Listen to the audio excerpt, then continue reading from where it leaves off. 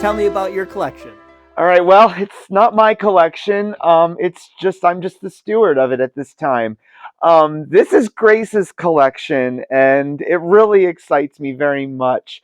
If you look here, and I think the pastor can show you more of it, these are our filing cabinets that are holding more than 2,000 pieces of anthems. So we have a gigantic collection of music in this church. And when I first arrived, this was an organizational mess, and I needed to make sense of it. So the first thing I did was pulled one copy of every piece in the entire filing cabinet, again, more than 2,000, and I arranged them in these binders by topic or usage or however it's made sense, so that, and I really did it for whoever would fill my job after me, because at this point I know this library inside out and backwards. But I did this so that anyone in the church or anyone who did this job after me could look in these binders and find every piece we have without having to go through the mess of the filing cabinet. Now, again, when I got here, this was a bit of a mess, and hadn't been cared for in probably a good decade, if not longer. And at the end of the filing cabinets, we just had volumes of larger works like oratorios and cantatas. This church owns some of the most important music ever written in Western history. One I want to show you is Mendelssohn's Elijah Oratorio. Now, Mendelssohn's a really interesting guy. His father was Jewish, his family was Jewish, and no, his grandfather was Jewish, his family was Jewish, and his grandfather was among those in the late 18th century, so the late 1700s, who converted to Christianity in order to be able to work, because in Europe at that time, Jews were forbidden from holding many, if not most jobs throughout Europe unless they converted to Christianity. Now, Felix Mendelssohn himself was quite the devout Christian and was a church musician and composer. His sister Fanny Mendelssohn Hensel was also a composer, and I can tell you a lot more about her on the side. These days, we're starting to understand she was a better composer than he was, but women weren't allowed to compose back then. But we have Elijah by Mendelssohn, and if you listen closely to the music I play on organ, you'll hear a lot of Mendelssohn. Mendelssohn wrote a lot of very accessible, very wonderful liturgical music, and I use Mendelssohn extensively in our worship services. We also have Saint-Saëns' Christmas Oratorio. So this year we're talking late 19th century, and this is a gorgeous work, and it is written in both English and Latin, so there are options for it. The list goes on of the larger works we have, but at this point, I want to show you some of the smaller anthems that we have. When I've looked through the earliest folders, the earliest numbers, I'm basically looking at the oldest pieces in the collection, and the copyrights for most of those pieces are usually around 1940. I've found them as early as 1922, but no earlier. So I'm assuming that the library that this church had in Patterson was probably largely lost to the catastrophes that befell those buildings in the 19th century and early 20th century. So I'm assuming that a lot of that material is lost and gone. I have found some anthems with stamps on them indicating that they were owned by other churches. That's always an interesting thing to find in a church library. There is a long tradition of church musicians taking music with them when they leave one job and move to another. That is something I would not do, so don't worry. If I ever move on from this place, your library is safe. But I have seen other church musicians do that, just taking whole anthems with them. Like, I like this piece and I don't want the church to have it anymore, so I'm bringing it with me. I have found some of that in our library, so that's always interesting. But of the earliest stuff we have, here is Gounod's Send Out Thy Light. Gounod is a 19th century French composer. You would know him from the Ave Maria that he built on top of Bach's Ave Maria. That's the one that goes, Ave Maria. Gounod wrote that. We have an anthem from him, several actually. And this is the 20th 27th Psalm, written by Clara Edwards, and the copyright here is 1938, 1940. So this is actually a legit early mid 20th century piece. It would have been brand new to the congregation when it was written. It is not a historical work like Gounod's work would have been historical. And of course, here we have Surely He Hath Borne Our Griefs from Handel's Messiah. We have it in anthem form, but we also have a whole collection of the Messiah. And if we had the numbers and the interest, we would be able to do the entire Messiah here at Grace Church. I warn you, it takes 3.5 to 4 hours to get through, and our choir would probably need a full year to learn it because it is gigantic and very difficult. But we also have, this is a special little piece, John Stainer's The Crucifixion. John Stainer was a British composer, early 20th century guy. I use a number of his works on the organ, just as organ pieces, and those are things I rely on. So, these early files all the way on the left, this is the most historic stuff we have. Again, it's not from the older buildings in Patterson. It's probably, some of it left over from the last building in Patterson, because, that building wasn't destroyed by a flood.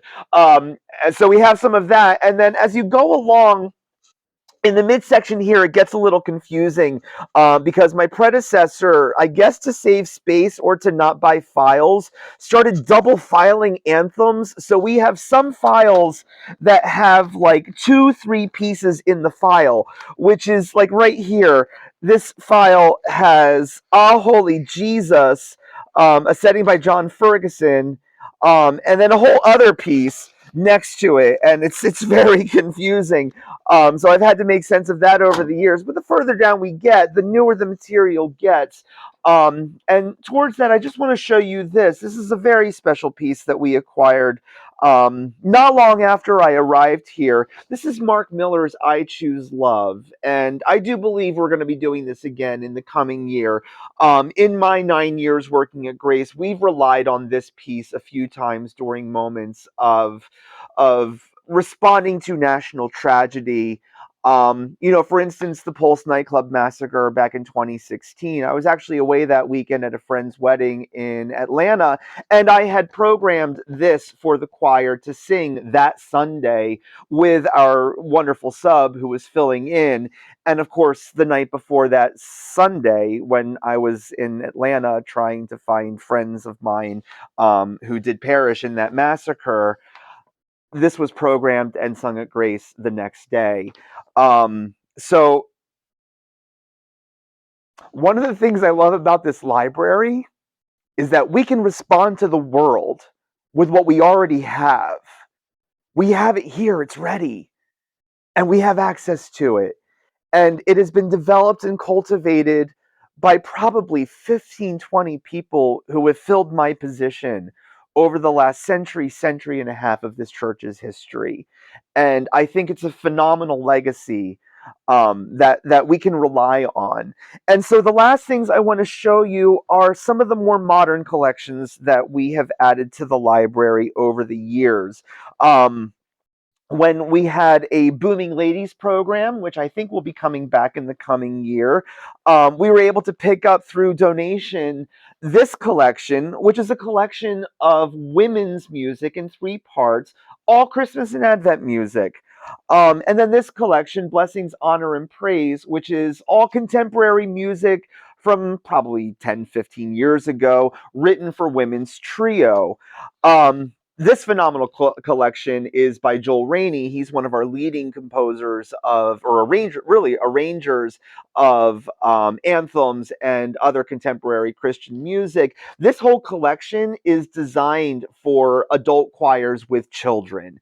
And we've used a number of these pieces combining the children's choir with the senior choir. And that's something that I think we'll be able to do going forward very soon. And then another nod to the future and the past. This is Testimony of Life. This is a cantata by Joseph Martin, another leading composer of Christian choral music. This was actually donated by Bob and Meryl Dietz, and they donated it in memory of Howard Dougherty, whose picture remains and will always remain right there. I love and miss Howard very much, and Lori Quinn, who we also lost shortly after we lost Howard. They were both longtime members of the Grace Choir, and their absence has always been felt. So we have this in their memory, and we've used many pieces from this many times. And then this work, this is The Day He Wore My Crown. This is a modern cantata, and I think we might be able to program this in the near future. It's an Easter cantata. It's from the 1980s, and in the 1980s, there was a real explosion of Easter cantatas using contemporary Christian music from the 80s, some really good gut wrenching stuff, and putting it in the context of the story of the crucifixion and resurrection. And The Day He Wore My Crown is an extremely exceptional work. We've used parts of it over the years, and we may be in a place to do the full thing in the near future. And the copy I have at home an original copy from the 1980s because I am that old. But this is the 35th anniversary republication. So that's just to note that this piece is so good. They brought it back into publication, which, remember, putting anything in publication is an investment. So that's the library. We have the capacity to do Fare's Requiem, Bach's first cantata that he ever wrote. And by the way, Bach's services were 4 hours long, and 2 hours of that service were all music, most of which he wrote. Um, our earliest church would not have known Bach's music because no one in the States knew Bach's music until Pablo Casals brought it in the 1890s. And Bach's music didn't make it into churches in America until probably the 1920s at the earliest, and not into heavy rotation until the 1950s or 60s. I do play some Bach, not a whole lot because it is a particular taste. Um, and more stuff. Cesar Franck. I could keep going. We have such a collection. But here's the introduction. If you ever want to know more about our library, come and talk to me. I'm obviously so happy to talk about it. Thank you.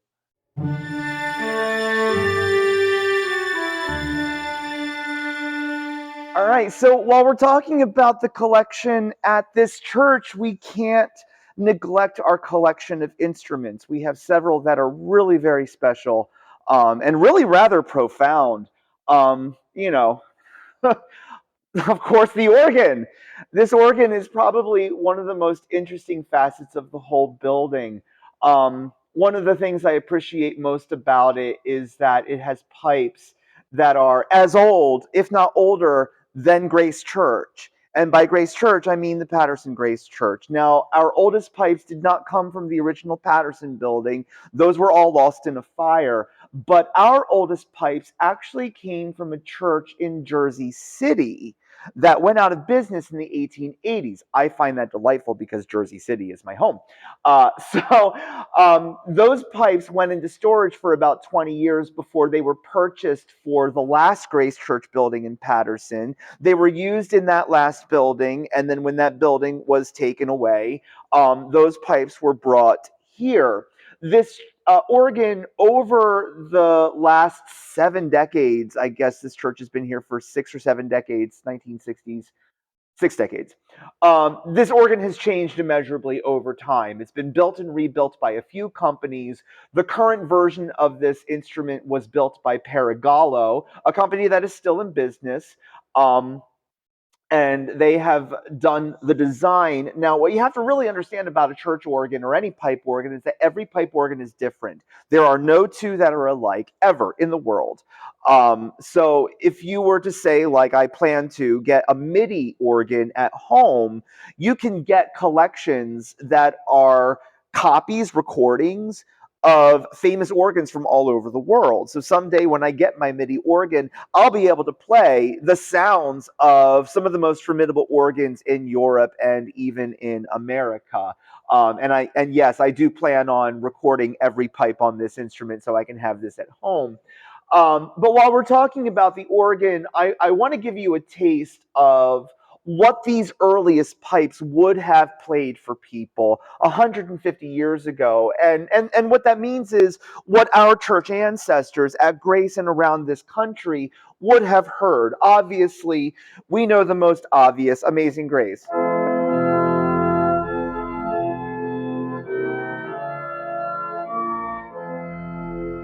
etc. We know that. We understand that. We still sing it today. But worship in the Protestant church in America in the mid 19th century, the liturgy did not look like the liturgy we use today. The concept of a prelude and a postlude, that really wasn't a thing in Protestant churches 150 years ago. So music directors in that time, they would have done, probably the really good ones, would have done improvisations based on early American hymns like Amazing Grace, or this very, very beautiful piece that is very special to me, The Lone Wild Bird.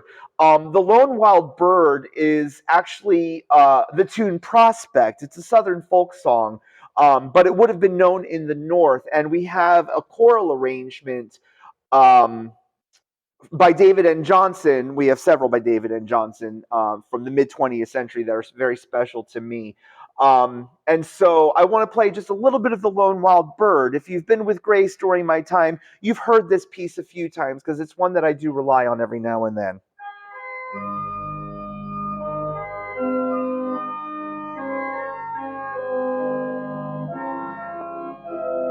Sorry, haven't practiced this in a while.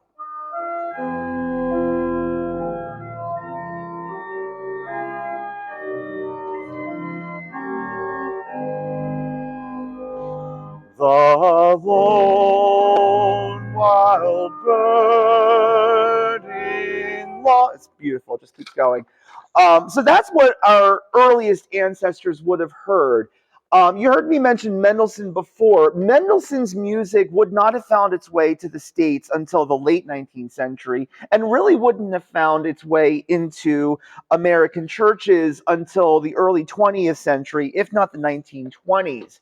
One piece that you've heard me play many times by Mendelssohn, especially if you've ever sat in this sanctuary before a wedding or a funeral.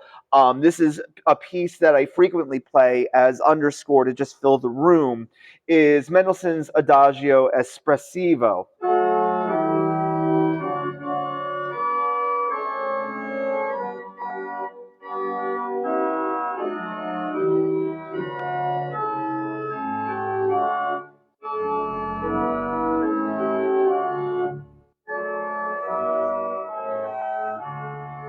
So Mendelssohn, very accessible. There's always a melody. That really is the hallmark of romantic music from the 19th century. You have that melody that you can rely on. Everything is well balanced. The phrases make sense. It's very predictable and it's very lovely.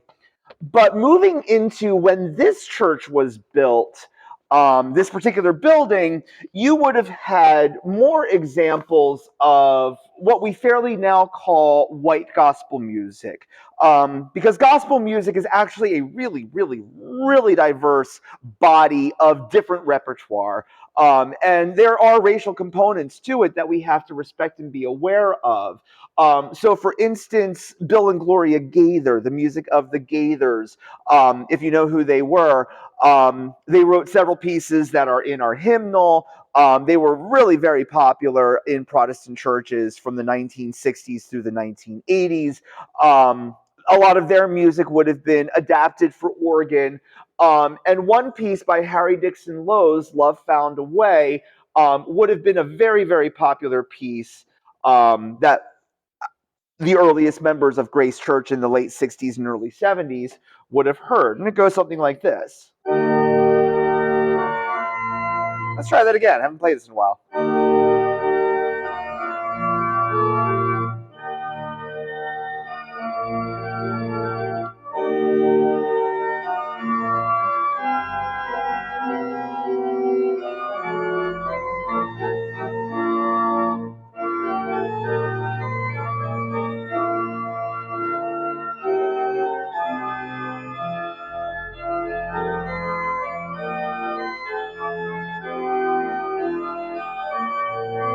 You can hear it has that 60s quality to it. And the last time I played this in church was probably about 2 months ago. In the middle section, it goes into this little fancy thing like this.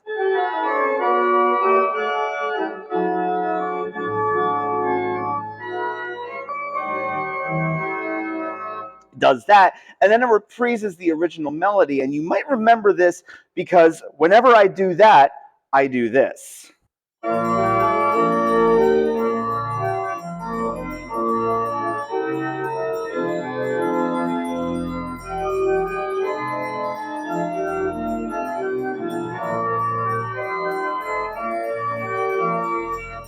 That's called the cymbal stern. That's our little bell system up there. I only use it when I want it to feel like a carnival. Now, one of the ways you know it came from the 60s is that you have those chromatic harmonies that feel very dated to us, but in the 60s were really experimental and really exultant and fun. And what I'm talking about is a figure like this. Right here, that chromatic, that little dissonance there, and then this figure. When it's just meandering around the little notes, that's the chromaticisms. It's very 1960s. So moving forward to today, I use a lot more Bach than our predecessors would have, because Bach is just good Christian music, and it's really accessible. One piece you're going to hear this coming Easter for Holy Week is Virgil Fox, and Virgil Fox has a little bit of history with this church too. Virgil Fox's arrangement of "Come Sweet Death," which sounds a little bit. Let's try this. A little bit like this. Let's try that again.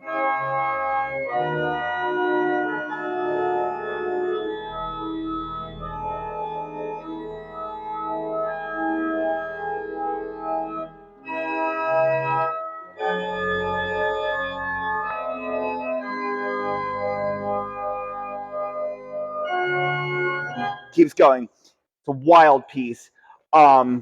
Very sad. So we're going to use a little bit more Bach this year. And then the last thing I want to show you, I've been doing a lot more alternate harmonizations at the ends of hymns lately.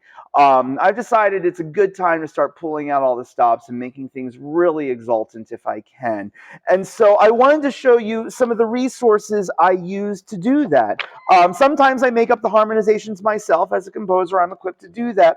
But a lot of times I will rely on either Janet Linkerer's book. She is a very notable organ arranger for modern Christian music, or Mark Hayes's hymn harmonizations. I have both copies. So what I will do is I will play the first 3 or 4 verses of the hymn out of the hymnal, and then sometimes I'll change keys, make it higher or lower, or just change the harmonization to change the experience of what's happening underneath of you. And that comes from either Mark Hayes or Janet Linkerer, or work that I've done.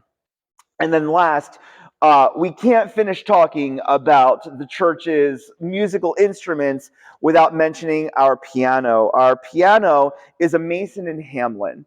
Mason and Hamlin was one of the best piano manufacturers in the world at the time this instrument was built, and that would have been mid-20th century. Over the years, some work has been done on this instrument, some of it good, some of it actually not very good. At one point, the tuning block was replaced, and whoever replaced it, they put in a very, very substandard piece. So we work with what we have. That was a substantial downgrade when that was done. That was done long before my time. I don't know who did it. I don't know who's responsible for it. So if the instrument goes out of tune kind of frequently, that's why, because of that work. So we try to take care of that as much as we can, and we do have ways to do it. We do have what we need to care for these instruments. And it's important to remember that as stewards of this building and as stewards of these instruments, it's important to maintain them. And we do a wonderful job, I think, of maintaining this historic instrument, the organ, and our historic piano. If you know pianos, you've heard of Steinway. Mason and Hamlin was their rival. We have great instruments. Very good. Kevin, can you tell me about our choir? Can you just a word about where the choir was before the pandemic and what's happening in this Christmas? Sure. Before the pandemic, most of the choir had moved to either Florida or North Carolina or South Carolina. And then we did, unfortunately and very sadly, lose several members. Several members passed away. One person has taken ill and has not been able to return physically to this building. And so the foundational choir that we had when I arrived, they're mostly no longer with us. But after 3 years of the pandemic, Pastor Brian said, "Hey, can we do a Christmas choir?" And I said, "Let's give it a try. I'll try anything." And so I started emailing people and talking to people and inviting people. So I was expecting 20 people to show up at rehearsal, which I thought would have been phenomenal. A choir of 20 people in this church, fantastic. We had 33. We had 33. The choir room is full. We can move to Fellowship Hall. There is room for more.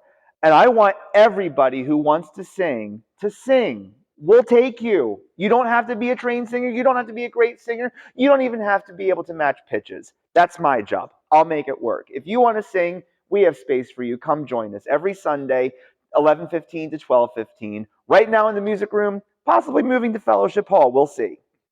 All right. So can you just say a word about how people felt on that first day of the choir being gathered together? Um, yeah, as a Christian, it's always a little funny to me to say anything complimentary about myself because I'm the one leading the room. But I have heard a lot of great positive feedback, and in fact, I was in a meeting with several people from the church last night, and one person in that meeting was in the choir and is in the choir now, and she's new to the choir here, and she said that she felt such joy in the rehearsal and that she was so happy to sit in this building and be with these people and feel such joy. And that's my job. That has always been my job, to cultivate joy, to cultivate a place of happiness, of music making, of joy. That's what we do in choir. It's love. It's all love. I would rather a happy choir and bad music, but it's funny, God takes care of the music. If we come with open hearts and joy, God makes the music good. It always works.